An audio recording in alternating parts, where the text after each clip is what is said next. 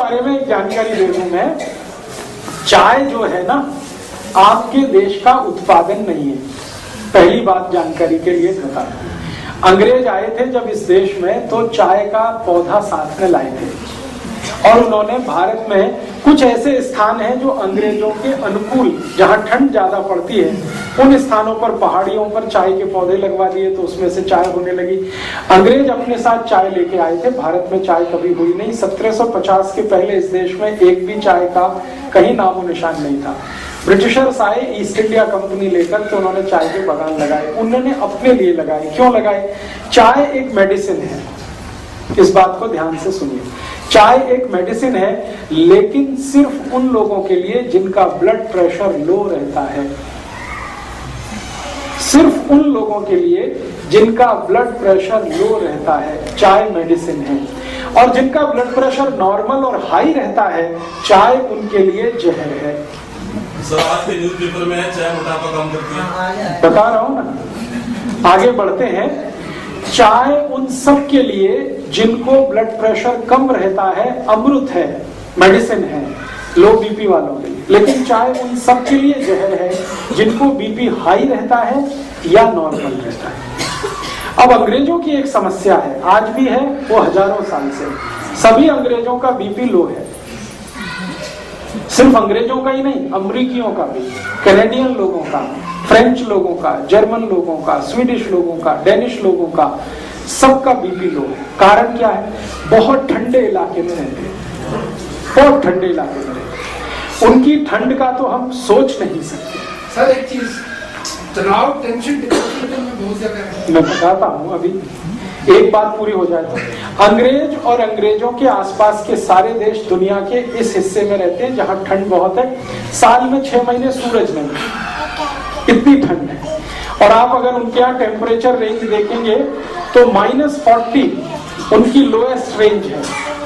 -40 ऋणात्मक रूप से, शून्य से भी नीचे 40 डिग्री, शून्य से भी नीचे 30 degree, 20 degree, 22 degree, 25 degree, 15 degree, ये टेम्परेचर उनके यहाँ 6 महीने रहता है। सूरज निकलता नहीं, 6 महीने धुंध ही धुंध रहती है आसमान में।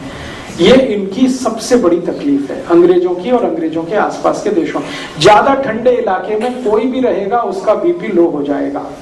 आप भी करके देख लें, मैंने किया एक बार मैंने ये एक्सपेरिमेंट अपने ऊपर किया। बर्फ मंगाया मैंने, वो बर्फ की सिल्ली आती है ना, वो मंगाई और चारों तरफ सिल्ली लगा के अंदर में लेट गया। लेटने से पहले मैंने मेरा बीपी चेक कर लिया और लेट गया। 3 मिनट के बाद ही मेरा बीपी लो होना शुरू हो गया। 3 मिनट से 6 मिनट में इतना लो हो गया कि मेरी दम निकल जाए ऐसी हालत हो गई। 8-10 मिनट में ही मुझे बर्फ से बाहर आना पड़ा। फिर बीपी चेक किया, मैं कल्पना नहीं कर सकता इतना लो था, इतना लो था।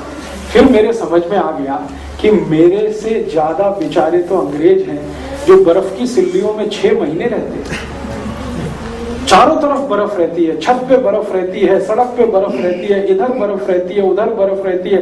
इतनी बर्फ होती है कि गाड़ियां बर्फ में दब जाती हैं। फिर उनको स्पेशल अभियान चलाना पड़ता है बर्फ को तोड़ने का। सारी सरकारों का बड़ा बजट तो बर्फ तोड़ने में खर्च होता है, कनाडा, अमेरिका वगैरह। तो वो लोग सच में बर्फ में ज्यादा रहते हैं, ठंड बहुत है, ब्लड प्रेशर बहुत लो होता है। अब तुरंत ब्लड को स्टिमुलेंट चाहिए। अगर बीपी लो हो गया, इतनी ठंड पड़ गई, स्टिमुलेंट चाहिए तुरंत बीपी बढ़ाने के लिए, तो चाय उसमें सबसे अच्छी है। दूसरे नंबर पे कॉफी। तो चाय और कॉफी उन सबके लिए बहुत अच्छी है जो ठंड वाले इलाके में रहते हैं। और भारत के ऐसे कई इलाके हैं जहां बहुत ठंड पड़ती है। अगर मैं जम्मू कश्मीर में जाकर ये व्याख्यान दूंगा तो लोगों से कहूंगा चाय पियो, कॉफी भी पियो, क्योंकि उनके लिए वो मेडिसिन है।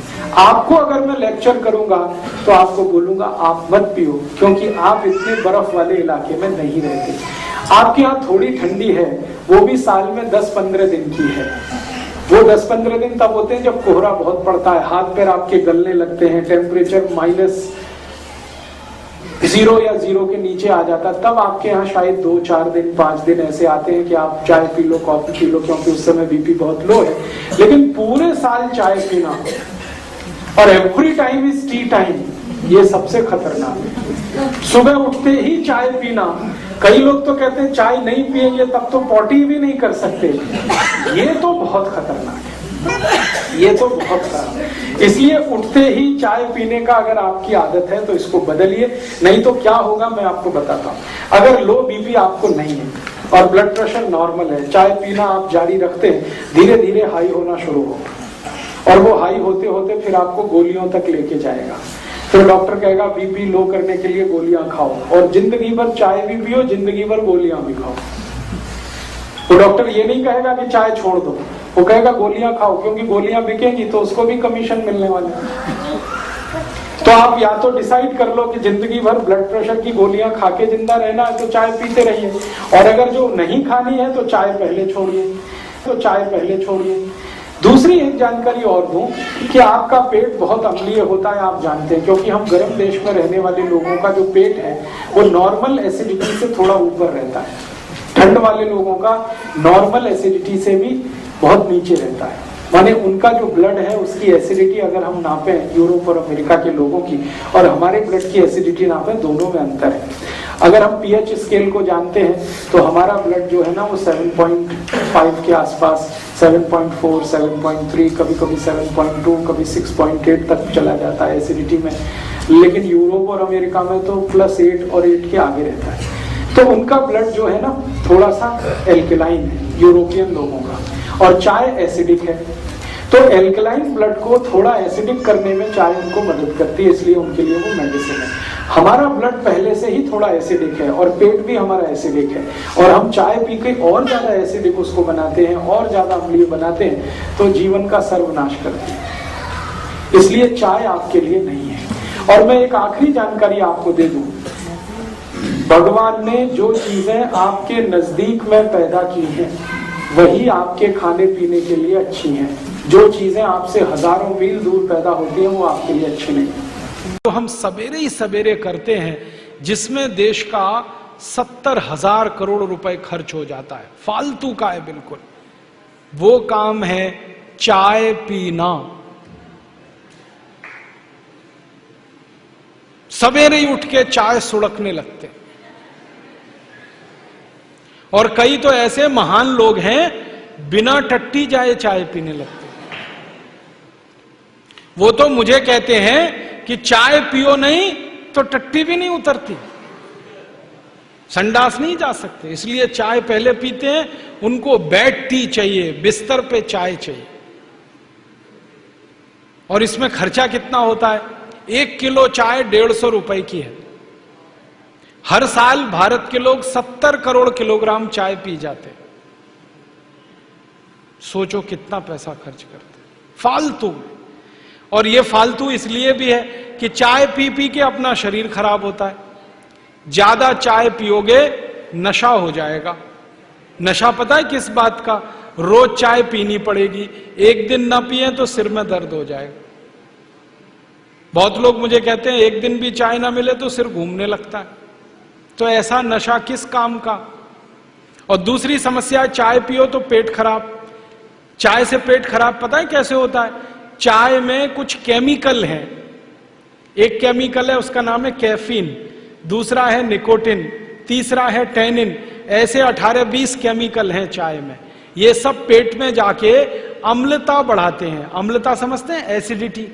पेट में वैसे ही गैस एसिड बनता है, अम्ल बनता है। चाय पियो तो और ज्यादा बनता है, और पेट में जब अम्ल ज्यादा बनने लगता है तो वो खून में चला जाता है। खून की अम्लता जब बढ़ती है तो 80 रोग आते हैं शरीर में।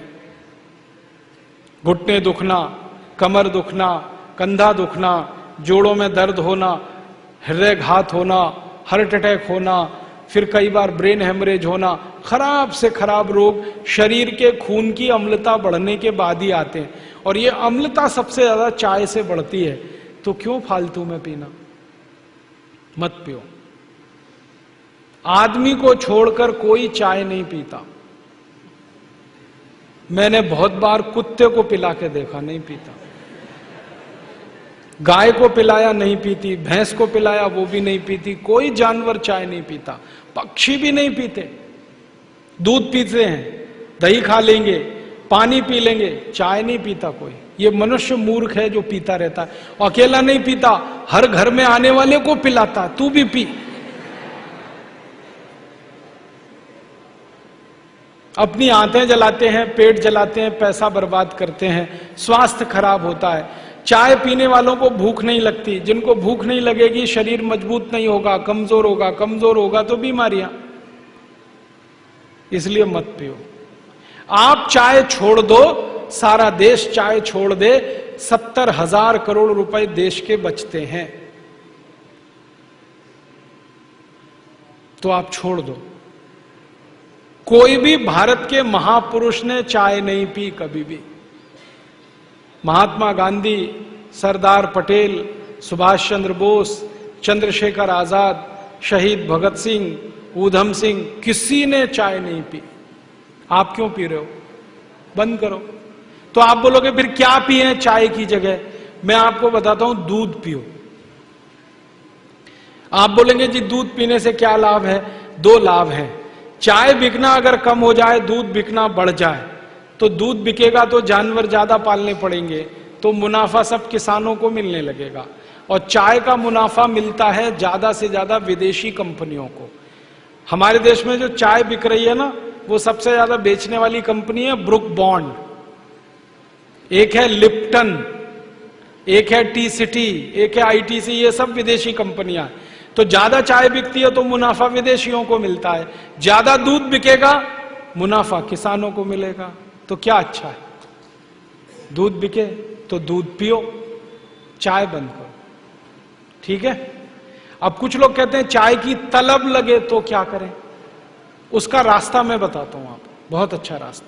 पानी ले लो, खूब गर्म करो उसको, पानी को, उसमें तुलसी की पत्ती डाल दो, अदरक डाल दो, काली मिर्च डाल दो, दालचीनी डाल दो, थोड़ा गुड़ डाल दो, खूब उबाल लो और चाय की तरह से पी लो,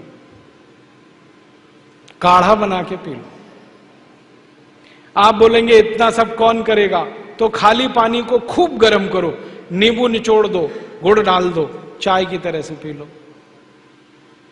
और ये भी नहीं कर सकते तो खूब पानी को गर्म करो और चाय की तरह से पी लो। बहुत फायदा है। पता है क्या फायदा है? खूब गर्म पानी जब हम पीते हैं तो शरीर के अंदर चाय का जितना जहर जमा है वो सब पेशाब के रास्ते निकल जाएगा, शरीर शुद्ध हो जाएगा। चाय छोड़ दो, ठीक है? बच्चे लोग तो छोड़ देंगे पक्का, और अपने मम्मी पापा की भी छुड़ा दो। आप बोलोगे तो माता पिता भी मानेंगे, और उनको बोलो दूध पियो। एक दिन मैंने हिसाब निकाला। आप बोलेंगे कैसे छूटेगा? स्वामी जी का एक सूत्र बताता हूं चाय छोड़ने का। स्वामी जी कहते हैं चाय पीकर जो नुकसान आपने किया है उसकी भरपाई भी हो जाएगी और चाय भी छूट जाएगी। चाय पीकर आपने क्या किया? आपके ब्लड को एसिडिक बना लिया, अम्लीय बना लिया। अब इसको वापस आपको क्षारीय बनाना पड़ेगा। तो सबसे अच्छी चीज है अर्जुन छाल का पाउडर, उसका काढ़ा बना के पीजिए। चाय जिनको छोड़नी है, जो चाय छोड़ना चाहते हैं और जिन्होंने चाय पीकर नुकसान कर लिया अपने शरीर का, वो नुकसान फिर ठीक करना चाहते हैं, उसके लिए सबसे अच्छी आयुर्वेदिक दवा है अर्जुन छाल। आप जानते हैं अर्जुन छाल कहीं भी मिलती है, 35-40 रुपए किलो की है, बहुत सस्ती है। चाय तो 150 रुपए किलो है, ये तो 35-40 रुपए किलो है। स्वामी जी का यहाँ अगर केंद्र होगा, सेवा केंद्र, वहां से ले लीजिए।